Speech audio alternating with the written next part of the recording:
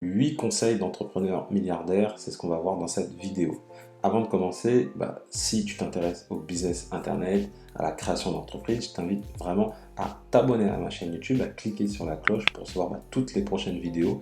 Je publie beaucoup de vidéos sur les différents sujets, les tutoriels pour gagner de l'argent, etc. Donc abonne-toi et clique sur la cloche pour recevoir toutes les prochaines vidéos en exclusivité. Également, si tu t'intéresses à la création de business, notamment sur internet, je t'invite à t'inscrire à ma conférence en ligne, donc tu as le lien dans la description. Donc c'est une conférence en ligne totalement gratuite d'1 heure où je t'explique comment passer de 0 à 3000 € par mois avec un business internet et notamment un blog.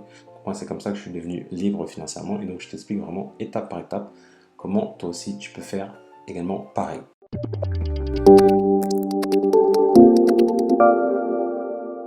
Alors le premier conseil d'entrepreneur que je vais te donner, c'est un conseil qui vient de Frédéric Mazella, donc, qui est le PDG de Blablacar. Et moi, j'adore vraiment son histoire. Maintenant, son entreprise, c'est ce qu'on appelle une licorne, donc une entreprise qui vaut plus d'1 milliard d'euros. Et moi, j'adore son histoire parce que c'est quelqu'un, pendant près de 10 ans, son site, qui s'appelait à l'époque covoiturage.fr, qu'il avait racheté, je pense, à la base, c'est pas lui le créateur, mais il a racheté le site. Pendant 10 ans, ne générait vraiment pas ou très peu d'argent parce qu'il y a eu plusieurs business models, il s'est longtemps cherché, mais il n'a jamais rien lâché. Vraiment, il est resté focus sur son produit et il n'a jamais rien lâché. Et une des forces qu'il a eu, au-delà de n'avoir rien lâché, il a vraiment aidé tout au long, c'est la passion. Alors, je vais te citer donc ce qu'il dit. Il dit « Entreprendre est un chemin très difficile, mais qui devient un vrai plaisir lorsque l'on construit un projet auquel on croit énormément. Tout devient plus évident lorsqu'on est son premier utilisateur. » Donc en gros, ce qu'il te dit, c'est qu'il est passionné par ce qu'il fait et ça, c'est ce qui lui donne la force chaque jour pour son entreprise et c'est ce qui a fait qu'il a pu tenir pendant 10 ans. Vraiment, je te dis, pendant ces 10 ans-là, il mangeait des pâtes, il mangeait... je t'invite vraiment à regarder en détail son histoire, c'est vraiment super intéressant. Et donc lui, ce qu'il dit aussi, c'est que c'est un utilisateur du covoiturage. Je vais finir par ça. Il faut construire un produit ou un service qu'on utiliserait soi-même. Donc si tu vends, je sais pas, tu es un homme et que tu vends par exemple des vêtements pour femmes, ça va être compliqué d'insuffler cette passion et qui va se retrouver après dans tes produits. Voilà, là ce qu'il dit, c'est que le produit qu'il a créé, c'est un utilisateur lui-même. Donc il dit que personnellement, je suis toujours aussi passionné par ce que je fais et je fais du covoiturage depuis le début et j'apprends tous les jours. C'est ce qui est ma source d'énergie quotidienne.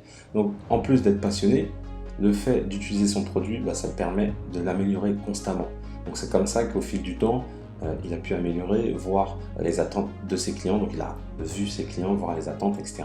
Et c'est vraiment comme ça que tu peux réussir, c'est en étant passionné par ce que tu fais et en utilisant toi-même ton produit. Deuxième conseil d'entrepreneur que je vais te présenter, c'est un conseil de Jeff Bezos. En fait, c'est pas vraiment un conseil. En fait, il a érigé tout autour de son entreprise ce principe. Voilà, c'est plus un principe.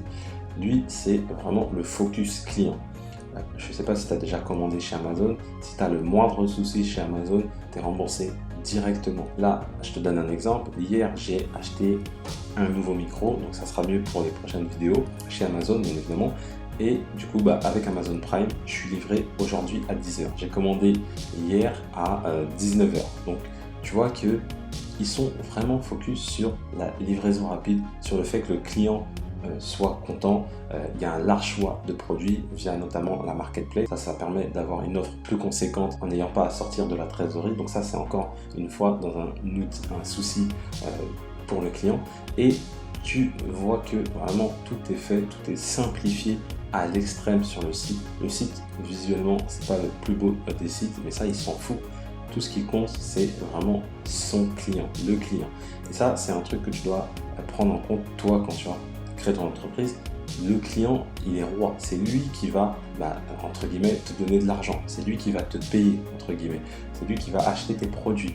Et donc, il faut le choyer. C'est pour ça que, par exemple, un client, imaginons qu'il y ait 14 jours de remboursement, comme c'est le cas légalement sur Internet, et toi, tu vas te mettre 30 jours, 60 jours, 90 jours. Si tu es sûr de ton produit, tu peux le faire parce que déjà, ça va rassurer ton client. Ton client va se dire, ok, je peux commander sans souci. Là, lorsque tu vas sur le site d'Amazon, actuellement, qu'est-ce qu'ils font? actuellement pour les fêtes de fin d'année. Donc là, on est au moment où je tourne cette vidéo, on est en novembre. Et donc lui, pour les fêtes de fin d'année, ils disent donc sur toutes les pages de vente que tu peux commander maintenant et tu peux retourner ton produit le 31 jusqu'au 31 janvier. Donc ça veut dire quoi? Ça veut dire qu'ils disent, en gros, c'est pas, vous pouvez acheter, il n'y a pas de problème. Et là, pour l'instant, on va allonger les délais de retour parce qu'on sait qu'il y a Noël. Donc ça, entre deux sites, lorsque tu vas tomber sur ce premier site-là et sur un autre site-là, il n'y a pas photo, tu vas prendre Amazon. Le troisième conseil nous vient de Warren Buffett qui dit ces mots, il dit « Soyez créatifs quand les autres sont cupides et soyez avides quand les autres sont craintifs ». En gros, ce qu'il t'explique, c'est qu'il ne faut pas penser comme la masse. Quand tu penses comme la masse, c'est pas bon. C'est comme lui, par exemple, en bourse, pendant la crise, c'est là où il est passé de, je crois, 66 milliards de dollars à 88 milliards de dollars. Pourquoi? Parce que les gens ont eu peur à partir de je te parle de la crise en 2008, la crise des subprimes. Les gens ont eu peur, ils ont tous retiré leur argent de la bourse en disant « Non, la bourse c'est fini, je vais perdre mon argent, donc je reprends tout mon argent ». Mais lui, il a continué à croire au fondement de ces entreprises-là et il savait que ces entreprises-là allaient par la suite continuer à performer. Et donc, plutôt que de vendre, il a acheté et du coup, il a gagné 20 milliards en l'espace de 1 an pendant la crise. Mark Zuckerberg également nous dit il faut, nous conseille entre guillemets en tant qu'entrepreneur de prendre des risques. Je vais te citer ces mots. Il dit le plus grand risque est de n'en prendre aucun. Dans un monde qui change si rapidement, la seule stratégie qui vous mènera à l'échec est celle qui consiste à ne jamais prendre de risques. Et il dit que c'est en prenant des risques que tu vas réussir. C'est justement l'inverse n'est pas vrai. C'est pas en te disant non, je fonce pas, j'y vais pas, que tu vas réussir. C'est en allant de l'avant, en prenant des risques, en fonçant entre guillemets, mais de manière intelligente. Il te dit pas de foncer la tête baissée sans réfléchir. C'est prendre des risques, mais des risques calculés. C'est-à-dire que si tu lances un produit, tu vas faire quand même une étude de marché. Tu vas pas foncer la tête la première, lancer ton produit, le produire à grande échelle et te rendre compte que personne n'en veut. C'est y aller, par exemple. C'est un peu le principe du Lean Startup, c'est-à-dire prendre ton produit, faire par exemple ce qu'on appelle un prototype. Ça va te coûter un peu d'argent, mais moins que si tu devais faire des 100, 200, 300 ou 1000 pièces. Donc tu vas faire un prototype et par exemple ce prototype-là, tu vas le mettre en pré-vente. Et ça va te permettre rapidement de savoir si le produit plaît, si ça fonctionne, etc. etc. Et ça t'aura évité de perdre beaucoup d'argent. Donc ça c'est un risque maîtrisé, mais tu as quand même pris un risque. Tu as créé un produit, tu as dépensé de l'argent et tu l'as mis devant en face de clients. Donc ça, c'est vraiment super important, c'est prendre des risques maîtrisés, mais d'y aller et de foncer. Un conseil également que nous donne Jack Ma, donc le fondateur d'Alibaba, il nous dit la débrouillardise est nécessaire pour survivre. Donc en gros, pour lui, l'idée qu'il faut beaucoup d'argent pour créer une entreprise, c'est totalement faux. Lui, il donne son exemple, il a commencé vraiment petit. Lui et son entreprise d'Alibaba, donc là on parle d'une entreprise qui vaut des milliards, il l'a créée dans son appartement. Pour lui, à ce moment-là, il ne pensait même pas à tout ce qui était investisseur, etc. Il a commencé juste à créer son entreprise depuis chez lui. Il dit également une phrase pour moi qui est vraiment vraie. Quand on n'a pas d'argent, dit-il, on trouve des solutions. Lorsqu'on en a, on pense que l'argent est la solution. Et on se trompe. Donc ça, ce qu'il te dit, c'est que dès que tu as un problème dans ta société, ne pense pas que ça vient forcément de l'argent. Ne va pas voir les banques, ne va pas voir des investisseurs en disant « sauvez-moi » entre guillemets, « sauvez mon entreprise ». Non, ce qu'il faut, c'est trouver des solutions. Tu n'as pas d'argent? Ok. Comment tu peux faire? Il y a plein de marques qui ont su créer des buzz sans argent.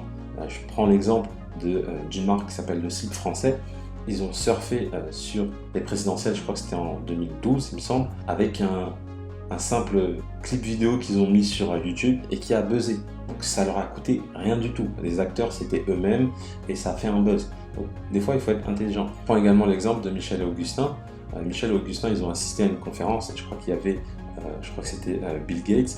Et qu'est-ce qu'ils ont fait? Ils ont mis un pot de leur marque devant Bill Gates. Forcément ça a fait parler. Qu'est-ce que ça a coûté? Quasiment rien. Voilà.